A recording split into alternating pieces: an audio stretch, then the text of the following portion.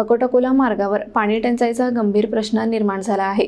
नागरिकांना 15 दिवसाआड पाणी मिळत असताना लाखो लिटर पाणी गळतीमुळे वाया जात आहे। प्रशासनाकडून दुर्लक्ष होत असल्याने नागरिकांमध्ये तीव्र संताप आहे।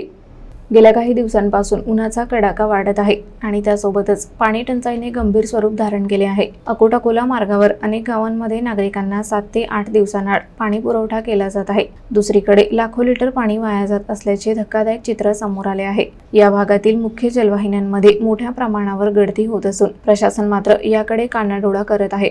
परिणामी रोज लाखो लिटर पाणी वाया जात असून पाणी टंचाईच्या संकटात नागरिकांना मोठ्या अडचणींना सामोरे जावे लागत आहे। या परिस्थितीत प्रशासनाने तातडीने उपाययोजना करावी अशी नागरिकांची मागणी आहे। पाणी टंचाईच्या प्रश्नाकडे प्रशासनाचे दुर्लक्ष होत राहिले तर नागरिकांचा संताप अधिक वाढू शकतो। वेळेवर उपाययोजना न केल्यास त्याचे परिणाम गंभीर असतील। प्रशासनाने याकडे गांभीर्याने लक्ष देऊन त्वरित गळती रोखण्याच्या उपाययोजना करणे गरजेचे आहे।